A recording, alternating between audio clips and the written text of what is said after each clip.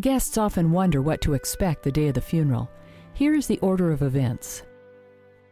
Family members and guests should arrive no later than 30 to 45 minutes prior to the scheduled start of the service. If the next of kin chooses to make the information available, the starting time and meeting location for each funeral service can be found on our website. Service start times are also provided to the family on the funeral confirmation sheet. A funeral representative will meet the family and guide them through the burial on the day of the service. There are 4 potential meeting locations for funeral services. Memorial Avenue is the meeting point for funeral services with a large number of people who are attending a graveside service or are coming in procession from a funeral home or church.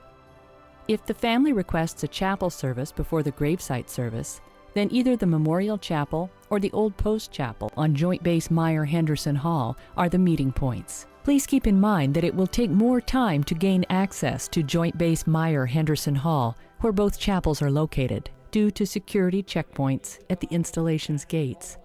Please be aware that requesting a chapel service may add additional time to schedule your loved one's service. If there is no chapel service, then the Arlington National Cemetery Administration Building will be your meeting point. If a caisson is being used, family members and guests are taken to the transfer location where the casket or urn is placed on the caisson from the funeral coach. Family members can choose to walk in the procession. Please keep in mind that Arlington National Cemetery is very hilly, and some processions are extended distances, so wear comfortable walking shoes.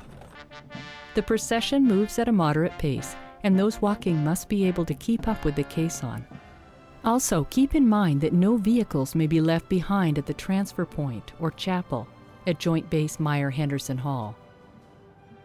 Once the caisson or funeral coach reaches the gravesite, members of the military service render a salute.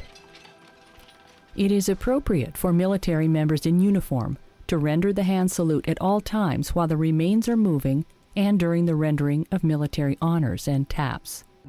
Civilian personnel attending should also place their right hand over their heart while the remains are moving and during the rendering of military honors and taps. The casket team secures the casket. The commissioned or non-commissioned officer in charge and the chaplain salute. The family is seated, and the officer in charge backs away. The chaplain then performs the service. Once the chaplain concludes the service and backs away, the officer in charge steps forward. A cemetery representative asks the family members to rise for the presentation of military honors. The officer in charge presents arms to initiate the rifle volley.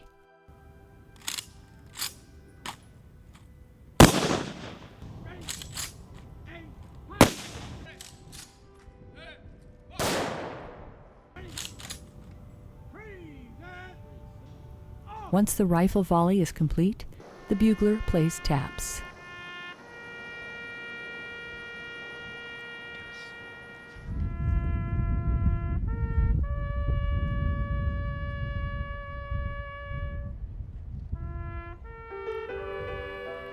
The flag is folded and passed to the officer in charge.